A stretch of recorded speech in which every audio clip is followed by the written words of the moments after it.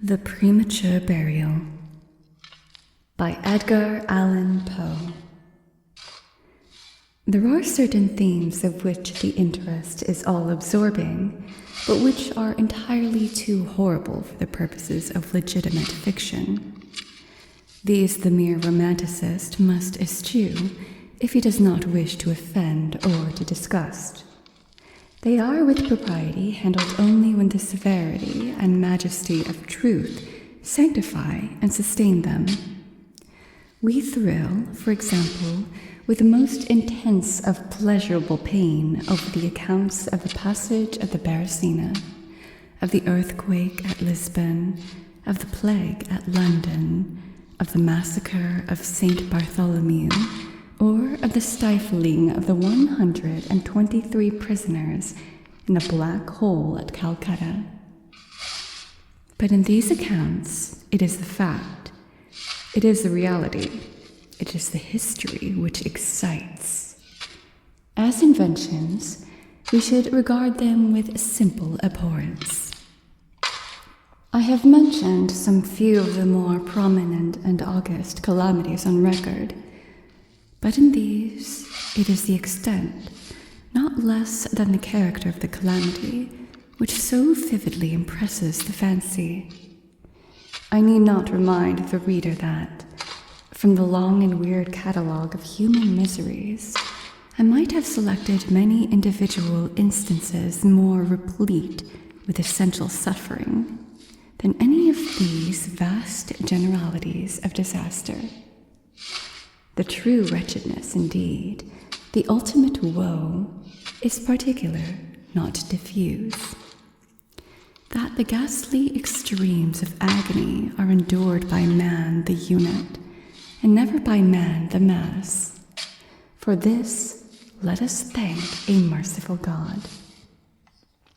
To be buried while alive is, beyond question, the most terrific of these extremes which has ever fallen to the lot of mere mortality. That it has frequently, very frequently, so fallen will scarcely be denied by those who think. The boundaries which divide life from death are at best shadowy and vague. Who shall say where the one ends and where the other begins? We know there are diseases in which occur total cessations of all the apparent functions of vitality, and yet in which these cessations are merely suspensions, properly so called. They are only temporary pauses in the incomprehensible mechanism. A certain period elapses, and some unseen mysterious principle again sets in motion the magic pinions and the wizard wheels. The silver cord was not forever loosed, nor the golden bowl irreparably broken. But where, meantime, was the soul? Apart, however, from the inevitable conclusion, a priori that such causes must produce such effects, that the well-known occurrences of such cases of suspended animation must naturally give rise, now and then, to premature interments. Apart from this consideration, we have the direct testimony of medical and ordinary experience to prove that a vast number of such interments have actually taken place. I might refer at once, if necessary, to 100 well-authenticated cases. One of very remarkable character, and of which the circumstances may be fresh in the memory of some of my readers, occurred not very long ago in the neighboring city of Baltimore, where it occasioned a painful, intense, and widely extended excitement. The wife of one of the most respectable citizens, a lawyer of eminence and a member of Congress, was seized with a sudden and unaccountable illness, which completely baffled the skill of her physicians.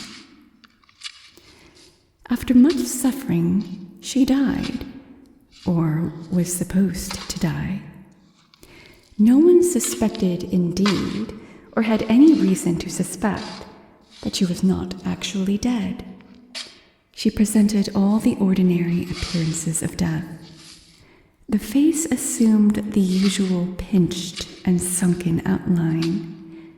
The lips were of the usual marble pallor. The eyes were lustreless. There was no warmth. Pulsation had ceased. For 3 days the body was preserved unburied, during which it had acquired a stony rigidity. The funeral, in short, was hastened on account of the rapid advance of what was supposed to be decomposition. The lady was deposited in her family vault, which, for 3 subsequent years, was undisturbed.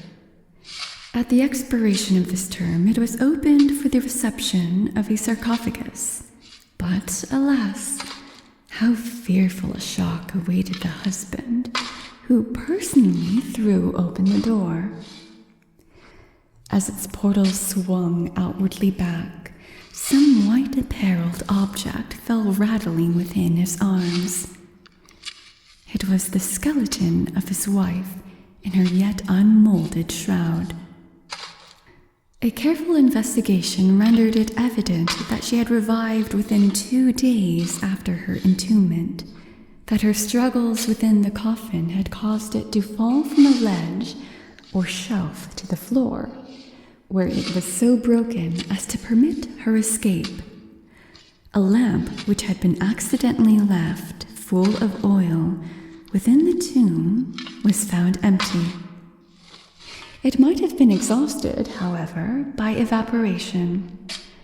On the uttermost of the steps which led down into the dread chamber was a large fragment of the coffin, with which, it seemed, that she had endeavored to arrest attention by striking the iron door. While thus occupied, she probably swooned, or possibly died, through sheer terror. And, in failing, her shroud became entangled in some ironwork which projected interiorly.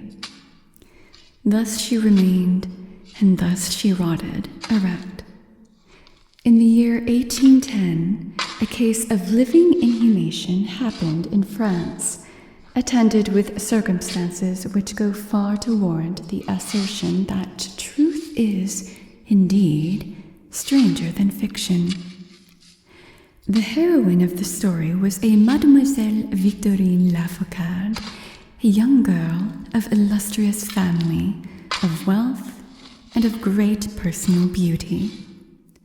Among her numerous suitors was Julien Bossuet, a poor litterateur or journalist of Paris. His talents and general amiability had recommended him to the notice of the heiress, by whom he seems to have been truly beloved.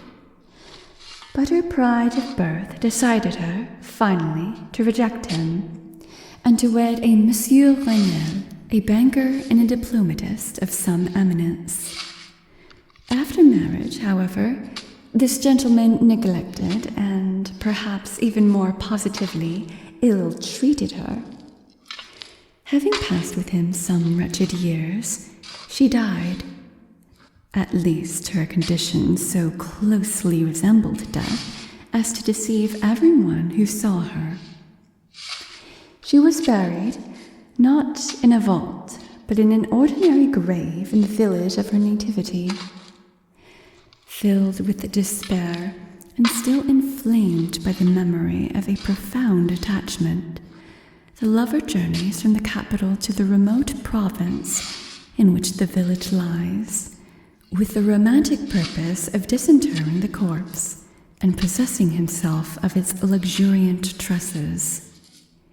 He reaches the grave. At midnight, he unearths the coffin, opens it, and is in the act of detaching the hair when he is arrested by the unclosing of the beloved eyes. In fact, the lady had been buried alive. Vitality had not altogether departed, and she was aroused by the caress of her lover from the lethargy which had been mistaken for death. He bore her frantically to his lodgings in the village. He employed certain powerful restoratives suggested by no little medical learning. In fine, she revived. She recognized her preserver. She remained with him until, by slow degrees, she fully recovered her original health. Her woman's heart was not adamant, and this last lesson of love sufficed to soften it. She bestowed it upon Bossuet. She returned no more to her husband, but, concealing from him her resurrection, fled with her lover to America. 20 years afterward, the two returned to France, in the persuasion that time had so greatly altered the lady's appearance that her friends would be unable to recognize her. They were mistaken, however, for, at the first meeting, Monsieur Renel did actually recognize and make claim to his wife. This claim she resisted, and a judicial tribunal sustained her in her resistance, deciding that the peculiar circumstances, the long lapse of years, had extinguished, not only equitably, but legally, the authority of the husband. The Surgical Journal of Leipzig, a periodical of high authority and merit, which some American bookseller would do well to translate and republish, records in a late number a very distressing event of the character in question. An officer of artillery, a man of gigantic stature and of robust health, being thrown from an unmanageable horse, received a very severe contusion upon the head, which rendered him insensible at once. The skull was slightly fractured, but no immediate danger was apprehended. Trepanning was accomplished successfully.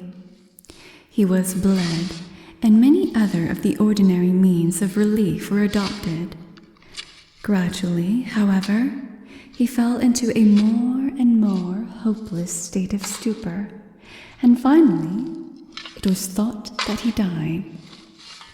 The weather was warm, and he was buried with indecent haste in one of the public cemeteries. His funeral took place on Thursday. On the Sunday following, the grounds of the cemetery were, as usual, much thronged with visitors, and about noon an intense excitement was created by the declaration of a peasant that, while sitting upon the grave of the officer, he had distinctly felt a commotion of the earth, as if occasioned by someone struggling beneath. At first, little attention was paid to the man's asseveration, but his evident terror and the dogged obstinacy with which he persisted in his story had at length their natural effect upon the crowd. Spades were hurriedly procured, and the grave, which was shamefully shallow, was in a few minutes so far thrown open that the head of its occupant appeared. He was then seemingly dead, but he sat nearly erect within his coffin, the lid of which, in his furious struggles, he had partially uplifted. He was forthwith conveyed to the nearest hospital, and there pronounced to be still living, although in an asphytic condition. After some hours he revived, recognized individuals of his acquaintance, and, in broken sentences, spoke of his agonies in the grave. From what he related, it was clear that he must have been conscious of life for more than an hour, while inhumed, before lapsing into insensibility. The grave was carelessly and loosely filled with an exceedingly porous soil, and thus some air was necessarily admitted. He heard the footsteps of the crowd overhead and endeavored to make himself heard in turn. It was the tumult within the grounds of the cemetery, he said, which appeared to awaken him from a deep sleep. But no sooner was he awake than he became fully aware of the awful horrors of his position. This patient, it is recorded, was doing well and seemed to be in a fair way of ultimate recovery, but fell a victim to the quackeries of medical experiment. The galvanic battery was applied, and he suddenly expired in one of those ecstatic paroxysms which, occasionally, it superinduces. The mention of the galvanic battery, nevertheless, recalls to my memory a well-known and very extraordinary case in point, where its action proved the means of restoring to animation a young attorney of London, who had been interred for 2 days. This occurred in 1831 and created, at the time, a very profound sensation wherever it was made the subject of converse. The patient, Mr. Edward Stapleton, had died apparently of typhus fever, accompanied with some anomalous symptoms which had excited the curiosity of his medical attendants. Upon his seeming decease, his friends were requested to sanction a post-mortem examination, but declined to permit it. As often happens when such refusals are made, the practitioners resolved to disinter the body and dissect it at leisure, in private. Arrangements were easily effected with some of the numerous corps of body snatchers with which London abounds, and upon the 3rd night after the funeral, the supposed corpse was unearthed from a grave 8 feet deep and deposited in the opening chamber of one of the private hospitals. An incision of some extent had been actually made in the abdomen when the fresh and undecayed appearance of the subject suggested an application of the battery. One experiment succeeded another, and the customary effects supervened, with nothing to characterize them in any respect, except, upon 1 or 2 occasions, a more than ordinary degree of lifelikeness in the convulsive action. It grew late. The day was about to dawn, and it was thought expedient, at length, to proceed at once to the dissection.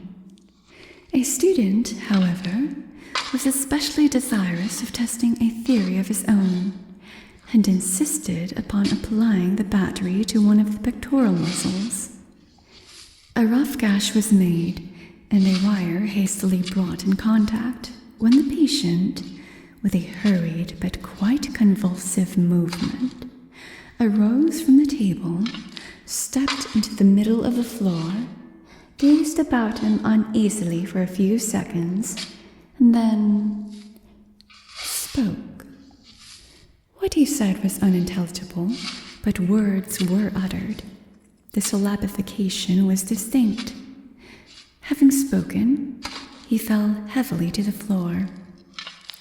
For some moments all were paralyzed with awe, but the urgency of the case soon restored them their presence of mind.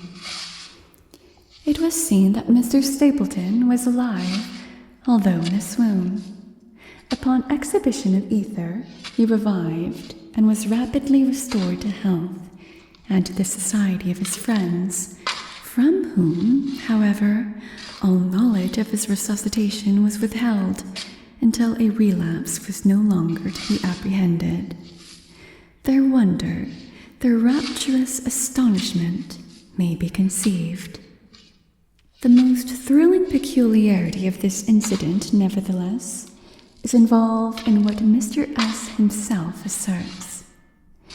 He declares that at no period was he altogether insensible, that dully and confusedly he was aware of everything which happened to him, from the moment in which he was pronounced dead by his physicians to that in which he fell swooning to the floor of the hospital. "I am alive," were the uncomprehended words which, upon recognizing the locality of the dissecting room, he had endeavored in his extremity to utter. It were an easy matter to multiply such histories as these, but I forbear, for, indeed, we have no need of such to establish the fact that premature interments occur. When we reflect how very rarely, from the nature of the case, we have it in our power to detect them, we must admit that they may frequently occur without our cognizance. Scarcely, in truth, is a graveyard ever encroached upon for any purpose, to any great extent, that skeletons are not found in postures which suggest the most fearful of suspicions. Fearful indeed the suspicion, but more fearful the doom. It may be asserted without hesitation that no event is so terribly well adapted to inspire the supremeness of bodily and of mental distress as is burial before death.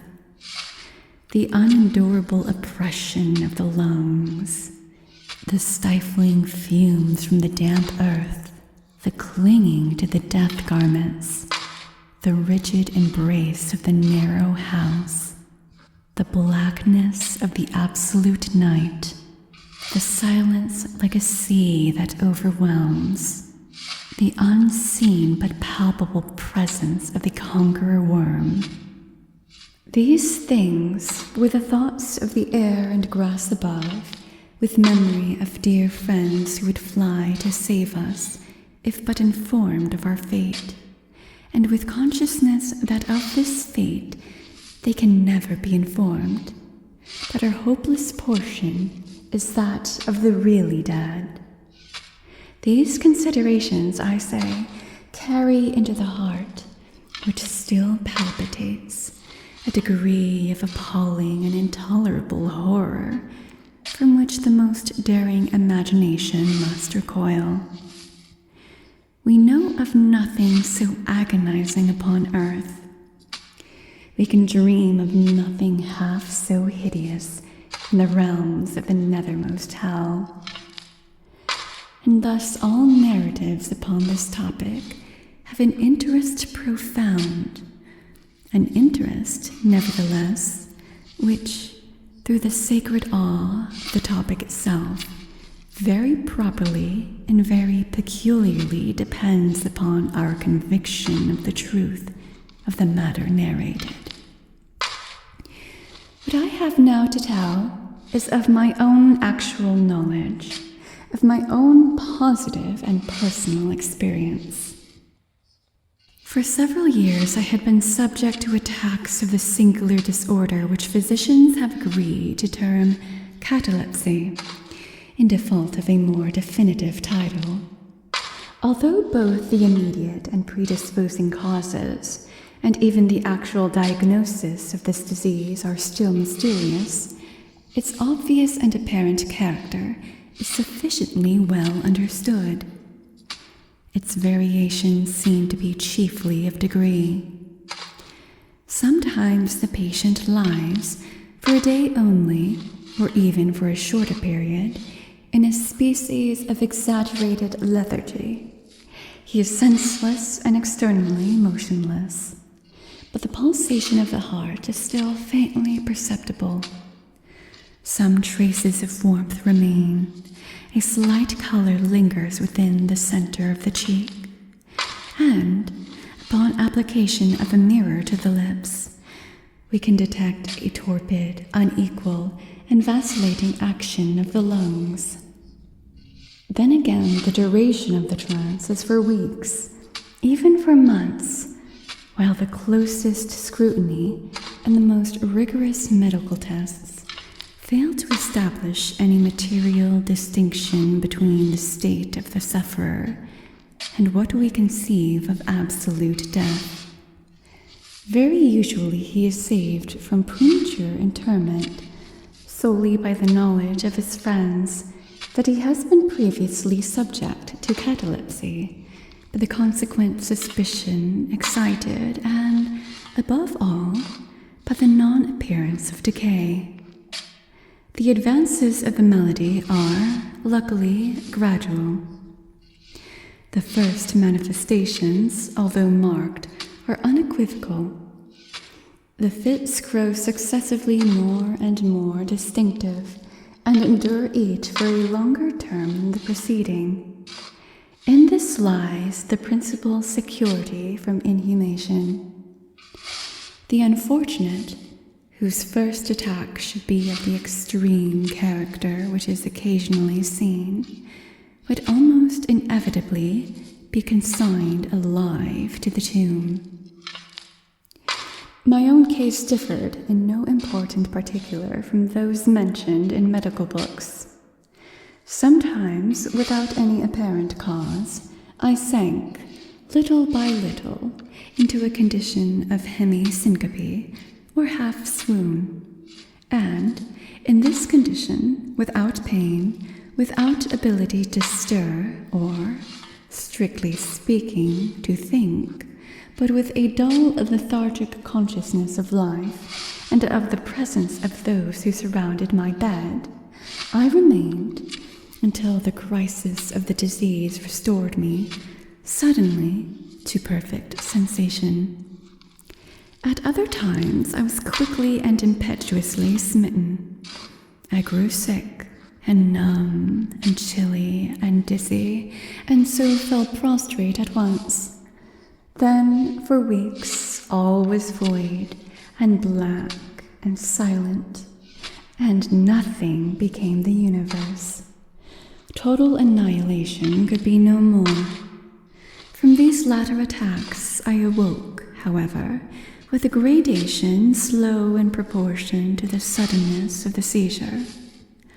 Just as the day dawns to the friendless and houseless beggar who roams the streets throughout the long, desolate winter night, just so tardily, just so wearily, just so cheerily came back the light of the soul to me.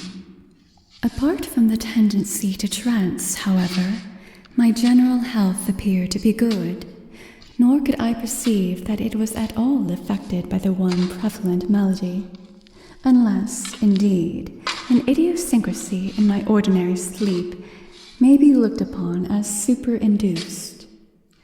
Upon waking from my slumber, I could never again, at once, thorough possession of my senses, and always remained, for many minutes, in much bewilderment and perplexity. The mental faculties in general, but the memory, in especial, being a condition of absolute abeyance. In all that I endured there was no physical suffering, but of moral distress and infinitude. My fancy grew charnel. I talked of worms, of tombs and epitaphs. I was lost in reveries of death, and the idea of premature burial held continual possession of my brain. The ghastly danger to which I was subjected haunted me day and night. In the former, the torture of meditation was excessive, in the latter, supreme. When the grim darkness overspread the earth, then, with every horror of thought, I shook as the quivering plumes upon the hearse.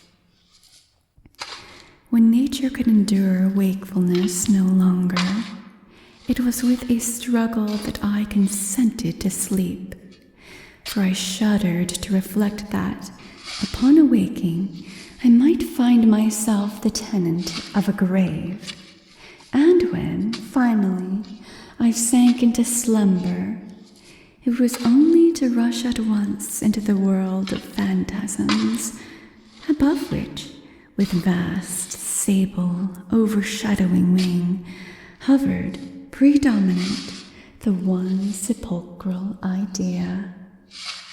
From the innumerable images of gloom which thus oppressed me in dreams, I select for record but a solitary vision. Methought I was immersed in a cataleptic trance of more than usual duration and profundity. Suddenly, there came an icy hand upon my forehead, and an impatient, gibbering voice whispered the word, "Arise," within my ear. I sat erect. The darkness was total. I could not see the figure of him who had aroused me. I could call to mind neither the period at which I had fallen into the trance, nor the locality in which I then lay. While I remained motionless and busied in endeavors to collect my thought, the cold hand grasped me fiercely by the wrist, shaking it petulantly, while the gibbering voice said again, "Arise. Did I not bid thee arise?" "And who," I demanded, "art thou?" "I have no name in the regions in which I inhabit," replied the voice mournfully.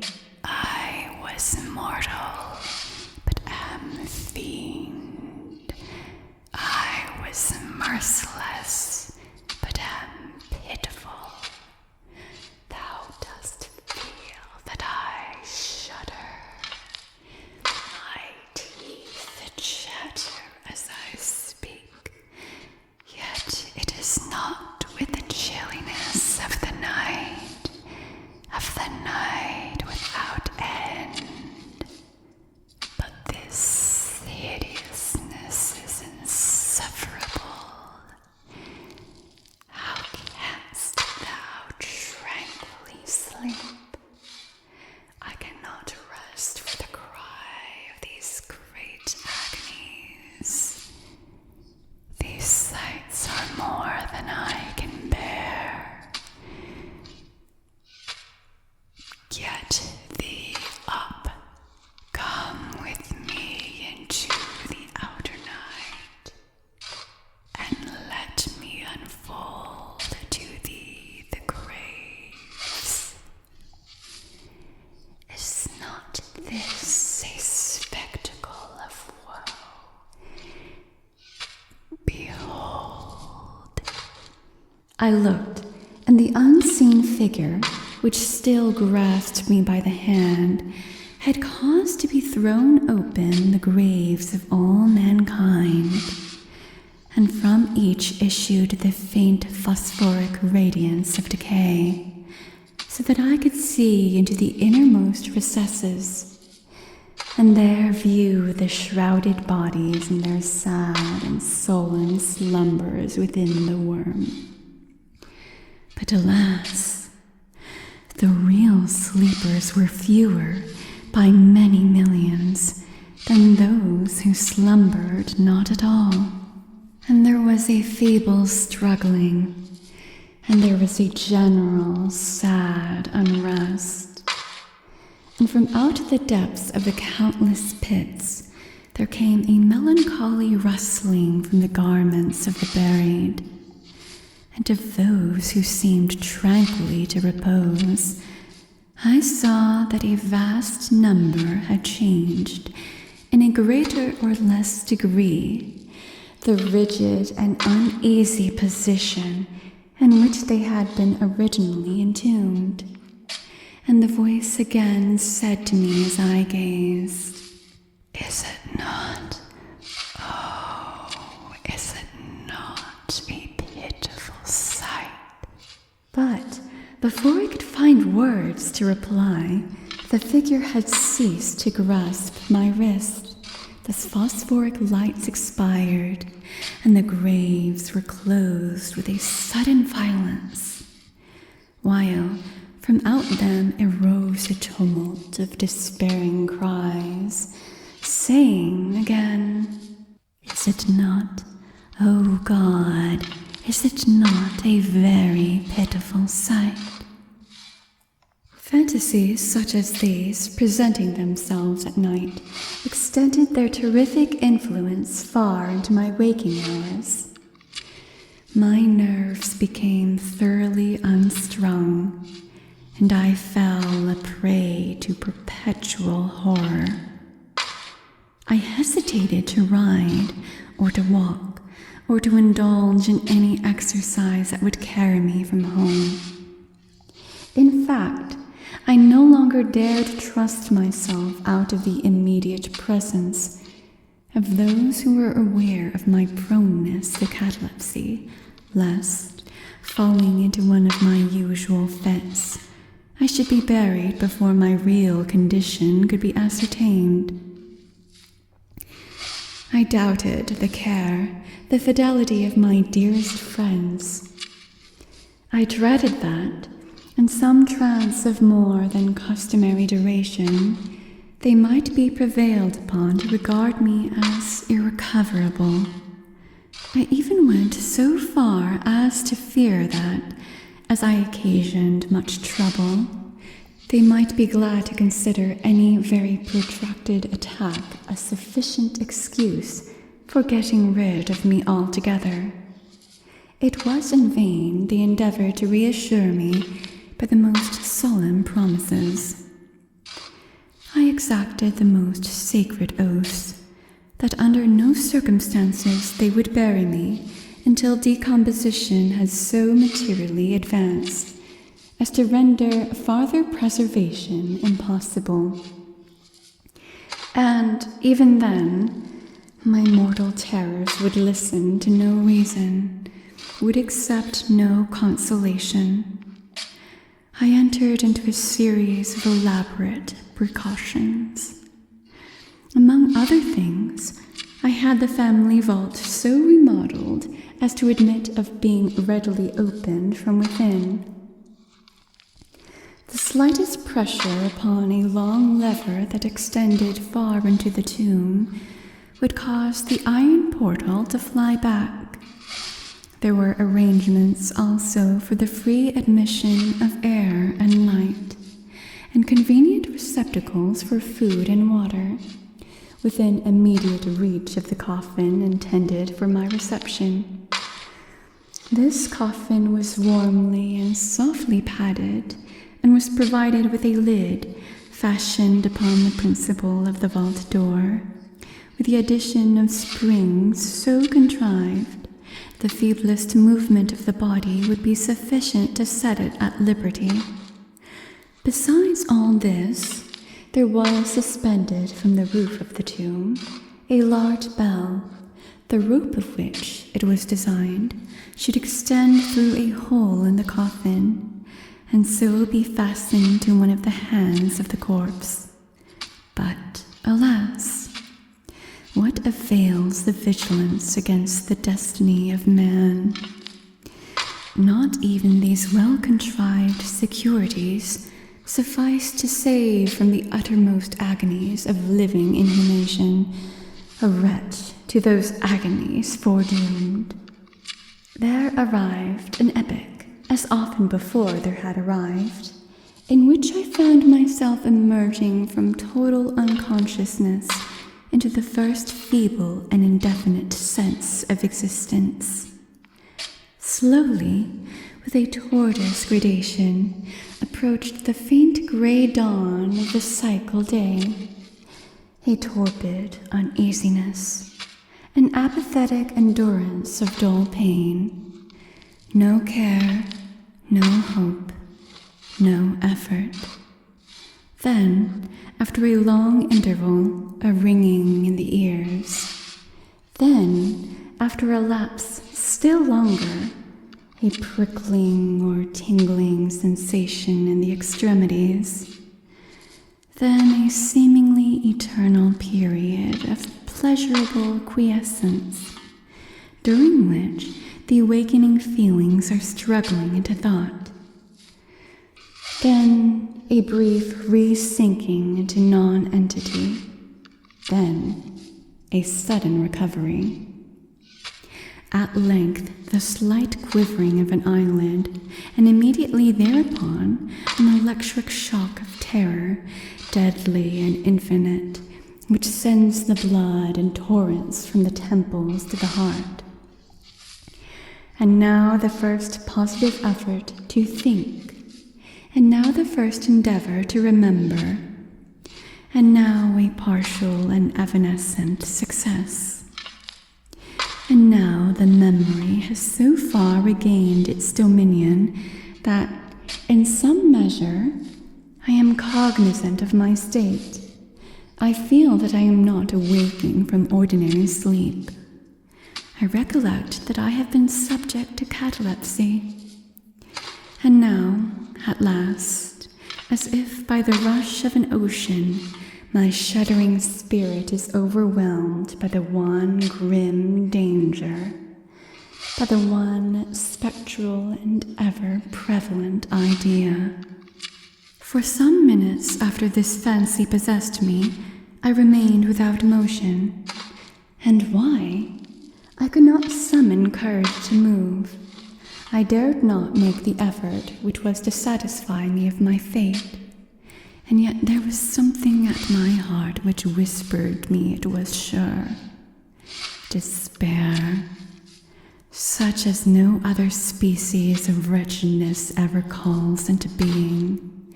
Despair alone urged me, after long irresolution, to uplift the heavy lids of my eyes. I uplifted them. It was dark. All dark. I knew that the fit was over. I knew that the crisis of my disorder had long passed. I knew that I had now fully recovered the use of my visual faculties. And yet it was dark. All dark. The intense and utter raylessness of the night that endureth for evermore. I endeavored to shriek, and my lips and my parched tongue moved convulsively together in the attempt, but no voice issued from the cavernous lungs, which, oppressed as if by the weight of some incumbent mountain, gasped and palpitated with a heart at every elaborate and struggling inspiration. The movement of the jaws in this effort to cry aloud showed me that they were bound up, as is usual with the dead. I felt, too, that I lay upon some hard substance, and by something similar my sides were also closely compressed. So far, I had not ventured to stir any of my limbs, but now I violently threw up my arms, which had been lying at length with the wrists crossed. They struck a solid wooden substance which extended above my person at an elevation of not more than 6 inches from my face. I could no longer doubt that I reposed within a coffin at last. And now, amid all my infinite miseries, came sweetly the cherub hope, for I thought of my precautions. I writhed and made spasmodic exertions to force open the lid. It would not move. I felt my wrists for the bell rope. It was not to be found. And now the comforter fled forever, and a still sterner despair reigned triumphant, for I could not help perceiving the absence of the paddings which I had so carefully prepared. And then, too, there came suddenly to my nostrils the strong, peculiar odor of moist earth. The conclusion was irresistible. I was not within the vault. I had fallen into a trance while absent from home, while among strangers, when or how I could not remember. and it was they who had buried me as a dog, nailed up in some common coffin, and thrust deep, deep, deep, and forever into some ordinary and nameless grave. As this awful conviction forced itself thus into the innermost chambers of my soul, I once again struggled to cry aloud, and in this second endeavor I succeeded.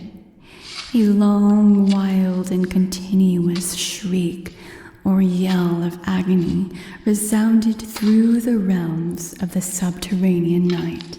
"Hello, hello there," said a gruff voice in reply. "What the devil's the matter now?" said the second. "Get out of that," said a third. "What do you mean by yowling in that kind of style like a catamount?" said a fourth. And hereupon I was seized and shaken without ceremony for several minutes by a junto of very rough-looking individuals. They did not arouse me from my slumber, for I was wide awake when I screamed, but they restored me to the full possession of my memory. This adventure occurred near Richmond, in Virginia. Accompanied by a friend, I had proceeded upon a gunning expedition some miles down the banks of the James River. Night approached, and we were overtaken by a storm. The cabin of a small sloop lying at anchor in the stream and laden with garden mold afforded us the only available shelter. We made the best of it and passed the night on board. I slept in one of the only two berths in the vessel, and the berths of a sloop of 60 or 20 tons need scarcely be described. That which I occupied had no bedding of any kind. Its extreme width was 18 inches. The distance of its bottom from the deck overhead was precisely the same. I found it a matter of exceeding difficulty to squeeze myself in. Nevertheless, I slept soundly, and the whole of my vision, for it was no dream and no nightmare, arose naturally from the circumstances of my position, from my ordinary bias of thought, and from the difficulty to which I have alluded of collecting my senses, and especially of regaining my memory for a long time after awaking from slumber. The men who shook me were the crew of this sloop, and some laborers engaged to unload it. From the load itself came the unearthly smell. The bandage about the jaws was a silk handkerchief in which I had bound up my head in default of my customary nightcap. The tortures endured, however, were indubitably quite equal for the time to those of actual sepulture. They were inconceivably hideous. But out of evil proceeded good, for their very excess wrought in my spirit an inevitable revulsion. My soul acquired tone, acquired temper. I went abroad. I took vigorous exercise. I breathed the free air of heaven. I thought upon other subjects than death. I discarded my medical books. Buchan I burned. I read night thoughts, no fustian about churchyards, no bugaboo tales such as this. In short, I became a new man and lived a man's life. From that memorable night, I dismissed forever my charnel apprehensions, and with them vanished the cataleptic disorder, of which, perhaps, they had been less the consequence than the cause. There are moments when, even to the sober eye of reason, the world of our sad humanity may assume the semblance of a hell. But the imagination of man is no Carathis, to explore with impunity its every cavern. Alas, the grim legion of sepulchral terrors cannot be regarded as altogether fanciful, but, like the demons in whose company Afrasiab made his voyage down the Oxus, they must sleep, or they will devour us. They must be suffered to slumber, or we perish.